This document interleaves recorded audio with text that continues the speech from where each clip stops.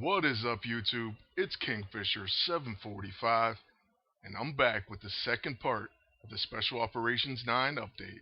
In this video, we're going to be taking a look at the new Iron Man and War Machine brand new alternate costumes. First one we're going to look at is Iron Man's MK42 armor. It comes in both Tactician and Blaster, and has some really good passive abilities. First, it has auto-targeting interface, chance for attacks to have 100% chance to hit and crit and gain true strike. He also flies and has something called advanced shield algorithm, which has a chance to create a shield before being attacked. Then his last passive is really interesting and really cool. It's called call for backup. Chance when an ally attacks or is attacked to summon remote controlled Iron Man armors. And you're going to be seeing that one happen in this video, and it is really awesome. I have to admit, I actually got pretty excited the first time I saw that ability work. Now, his first ability is called Repulsor Cannons. It has a 60% chance to perform a follow-up attack. It causes lock-on, which says taking additional damage from ranged attacks. And it also causes radiation exposure, which deals damage every turn and increases damage taken from energy attacks. His next ability is called Missile Bombardment. It is stealthy. It hits all enemies. It has catastrophic, so it can't be protected against. It ignores most avoidance effects and is guaranteed to hit. It also causes burning and bleeding on the opponent.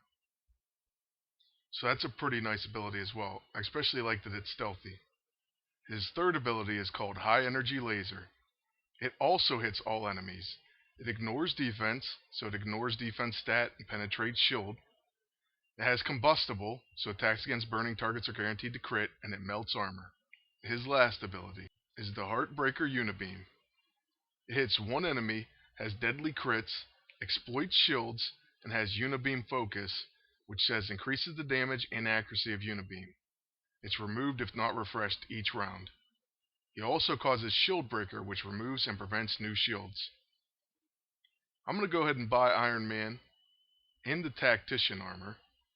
And it costs quite a bit of command points, so I hope you've been farming Chapter 12, Mission 2. If you haven't seen my video on how to farm this mission, go ahead and take a look in the description, and also I will put a link on the screen right now. I got him in the Tactician armor because I already have him in multiple Blaster costumes, and I always like to go for the alternate costume and alternate class. Next we're going to move on to War Machine, and of course he has the new Iron Patriot armor. Now for the Iron Patriot armor, it also comes in Tactician and Blaster. The passive abilities for this alternate costume are as follows. Strategic Analysis, chance to put targeted on enemies when they attack. Charged Capacitors, increases damage of energy attacks by 10%, ammo for War Machine's attacks, and increases charge each round. Flying, and he also has Reactive Shield Charger, which has a chance to create a shield and gain charged capacitors before being attacked. Now moving on to his abilities. We're going to move on first to Plasma Blade. Plasma Blade ignores defense, has high crits and brutal strike, which says damage cannot be prevented by resurrection effects. Not a bad first ability. Now moving on to his next ability, it's called Repulsor Beam. It hits one enemy, has exploit radiation, so it deals extra damage against targets with radiation exposure. It has Rapid Fire, which fires until ammunition is depleted. Target Focus and Lock On are debuffs that it causes to enemies. Now this is pretty cool that it has Rapid Fire. I actually like War Machine Iron Patriot armor a lot. And maybe it'd be even useful using it with Union Jack. I'll have to try that out at some point. His next ability is 21 Gun Salute. It hits all enemies, has Rapid Fire, so it fires until ammunition is depleted, and causes radiation exposure. And finally, Full Overcharge. It is a quick action. It has Overcharge, restores all stamina, grants maximum charge capacitors, and the next attack drains all stamina. It has Overheated, so can't gain charge capacitors, and it has something called Targeting Assistance, which says attacks this turn have a 100% chance to hit and crit and gain true strike. So after using his last ability, he can definitely alpha strike someone. I'm going to go ahead and recruit him in a Blaster uniform. That's because his normal uniform comes in Tactician. Now, right after I go ahead and ISO 8 these guys, I'm going to use them in battle and show you some footage. So get ready to see them in action. We're going to use them in the brand new Special Operations missions. So let's just go ahead and go right to the first battle and start it up. The only bad thing about this is there are a lot of infiltrators, and I of course bought Iron Man in the tactician armor. But I'm really not that worried about it because I think they're going to do just fine. I'm going to try out some of their different abilities, but let's go ahead and start off with War Machine's second ability.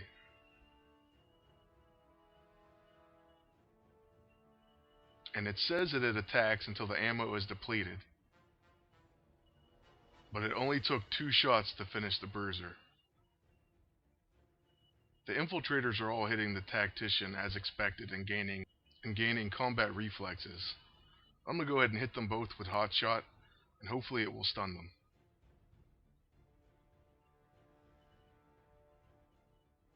And they both were successfully stunned. I hate how they still counterattack sometimes when stunned. I don't think there should be a counterattack if you're stunned. Now we're going to use missile bombardment, and that's because it's stealthy.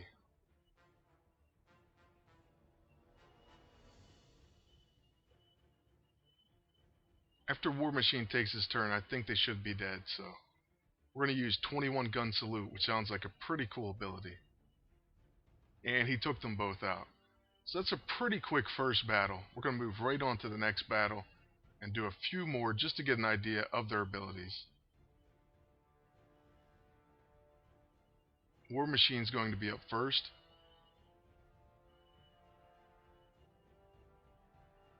We're going to use his first ability.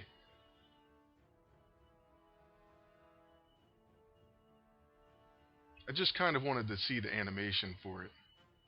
It really wasn't the best ability to use in that situation.